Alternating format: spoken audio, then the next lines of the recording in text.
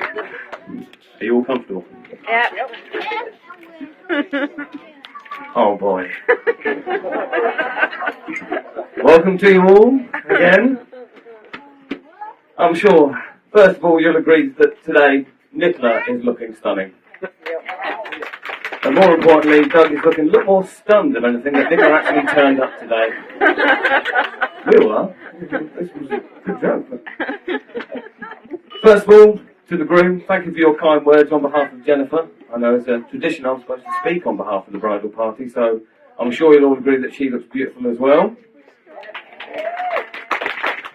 Now, for those who don't know, my name is Will, and I'm Doug's younger brother. And Doug was my best man about a year ago, and I've been waiting about that long to get revenge. So in this speech, I'm going to try and paint a picture of what my brother is like. And more importantly, I'm trying to get to the bottom of how he managed to catch such a fantastic lady. What can I say about my brother? He's a professional skater. It says so on his marriage certificate.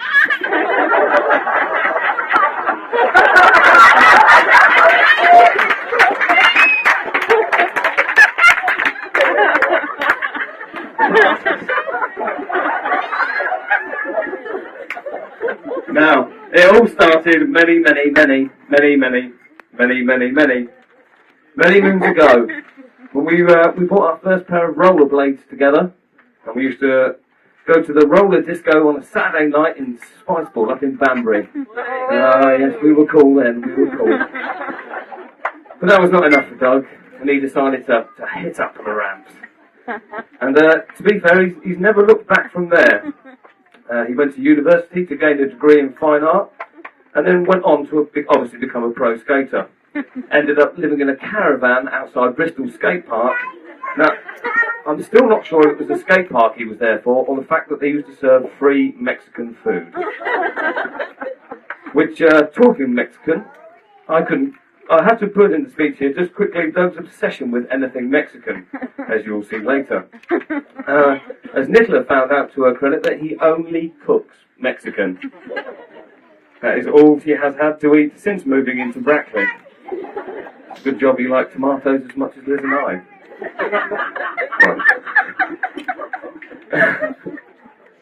But back to the skating. So Doug started competing. Is that suddenly sunk in? There you go. Yes. And lo and behold, Doug started winning the competitions, which led him to his self-acclaimed British Championship for 3 years.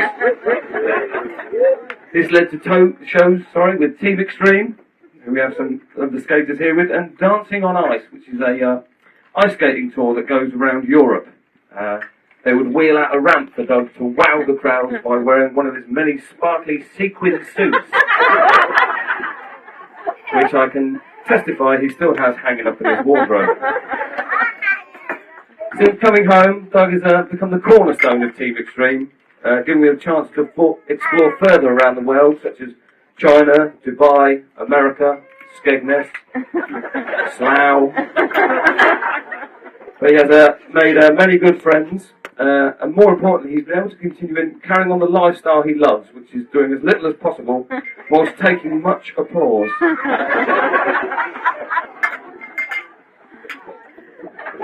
But he owes a lot to Rich Parker, his inline skater comrade and good friend, because when Nicola and Doug first met, Doug convinced Nicola that he was into healthy eating, he was good with money, he went to the gym, and there was a lot of talk of hard work and long hours, and Nicola was soon to realise this was somewhat of a fantasy and that had actually borrowed the life of Rich. But Doug is very much his own man, and will always do things in his own unique way, like the stag do, which was far from usual. Whereas the only strippers involved were paint strippers used to repair a rush job on the soapboxes that he had lovingly made for the past few months. Because we were entered in the Avon Dasset Soapbox Derby, where we took up over half the entrance and we failed to make the semis. So just quickly, a quick toast to the Stag Do boys and our immediate retirement from soapbox racing.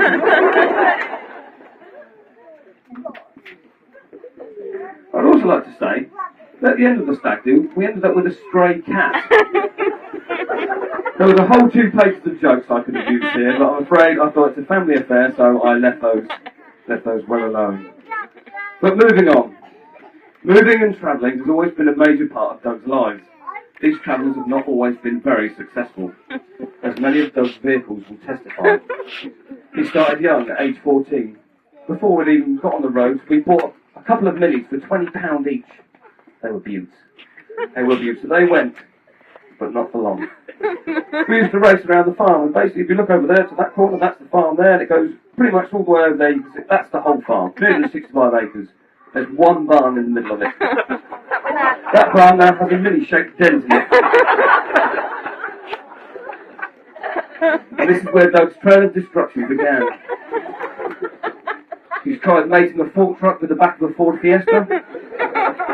The very first time Mum and Dad went on holiday, using said fork truck to inspect a Mini he had crashed on the way home from college, Doug got a little bit irate, really, when he found out that it was terminal. The Mini could not be fixed.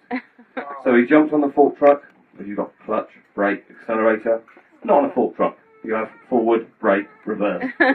Doug stamped on the clutch pedal and shot off backwards into the house, causing roughly about £3,000 worth of damage, and moving the house about 2 foot.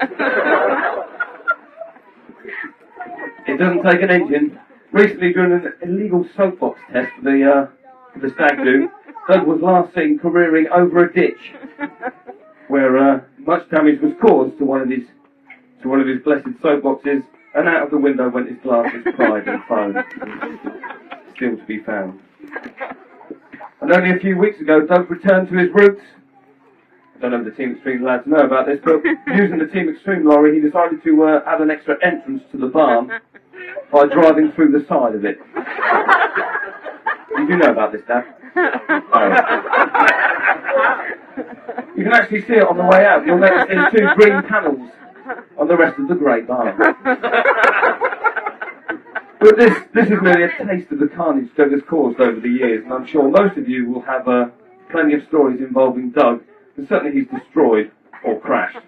And from Tim, I think you've got a few of pulling Doug out of the ditch on the Hinton Road. But back to the happy couple. When I first met Nicola, it was a call from Doug.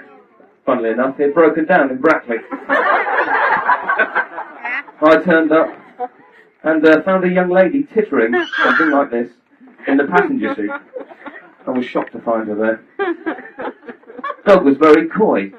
Who is this, I asked her. And I found out she worked for a company that were looking to sponsor Team Extreme, so as Doug said, they were trying to keep it quiet. But somehow I feel that Nicola misinterpreted the idea of sponsoring and has taken Doug on as a good cause ever since. Although she still maintains it's just a fling.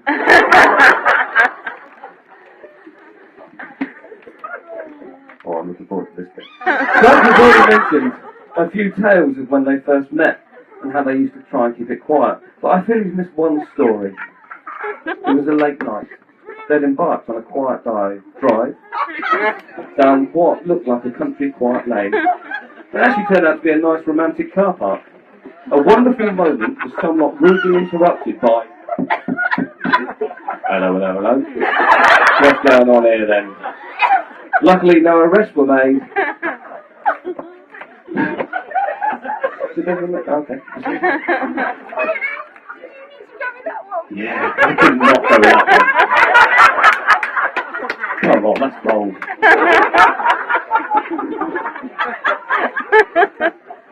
But since meeting Nicola, we have seen quite a change in Doug. Most notable, his change in attitude to work.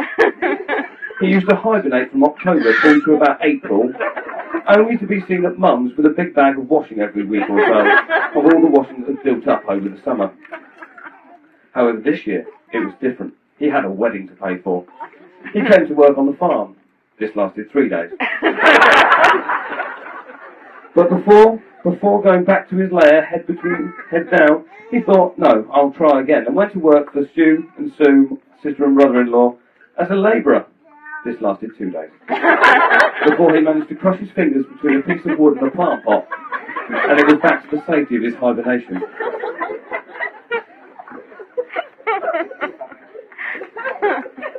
And I remember the first time we met Nicola and Doug, and they'd come round for a meal for a bit of wee bowling and a few quiet drinks. Doug had pre-warned us though. He said Nicola is a touch competitive. What we weren't prepared for, or our neighbours below, was the run, 5-foot leap, knee slam, and torrent of colourful language every time Nicola did, or did not, get a strike. We knew then you were very competitive. Yes, you did win. What did we say? So what else can we say about Nicola? She too has had her travelling incidents, mostly involving trains and alcohol. She has a habit of making random strangers her friends for life. But they soon disappear when you get to the journey. They go one way, Nicola goes the other. But one particular incident, after a night out in Reading with Jamie, sorry. Hang on. I'll do it again. After one particular night out in Reading with Jamie, she arrived in Oxford where Doug found her being carried from the train by a lady in a high-vis jacket where she was still clutching her glass of wine. But luckily, no wine was spilt during this incident. So, what does the future hold for Nicola? I don't think we have to look very, very far, as over the past few years, Doug has become more and more like his father. During the last job abroad, Doug managed to lose the only keys of the lorry, resulting in the family, all of us, running around finding the spare key, sending photographs. Yes, that's the key. Yeah, I need that key. Okay, how am I going to get it there? Off to Abingdon Airport we went to have it flowing, especially to Doug. Oh my! Sorry, Kidlington. The devil is in the detail, not The key arrived, Doug looked at the key, put it in the ignition, and it wouldn't turn. Yes, it was the wrong key. But as a happy ending, the keys were eventually found on a fence post next to where the lorry was parked. Does this sound familiar, Dad? Yeah. Oh, look at that. You can go and get the lorry now. I thought it was a wedding present. It's a lorry. Whee! So, one of Nicola's favourite shows is the Big Fat Gypsy Wedding. And over the months of planning, it has become more apparent as to what Nicola sees in Doug. Many years of unclean living in a caravan. Questionable payment of taxes. And the desire to do as little as he can get away with make him the perfect traveller husband.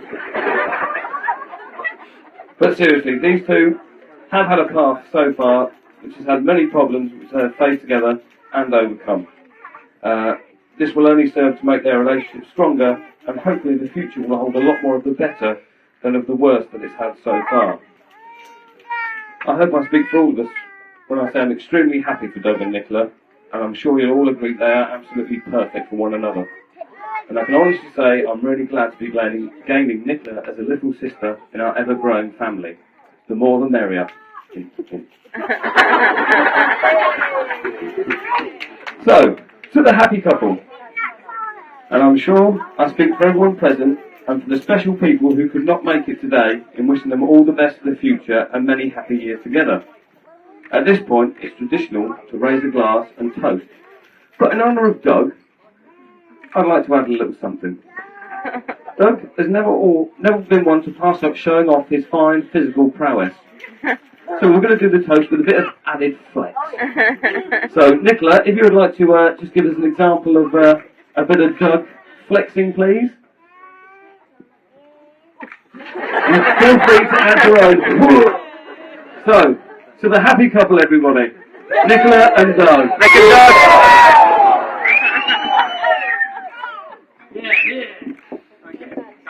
There we are. That's the happy couple. The disco will be starting soon. Thank you, thank you. I hope you all enjoy. Oh, put him down, put him down. Don't know where he's been. Now she knows where he's going.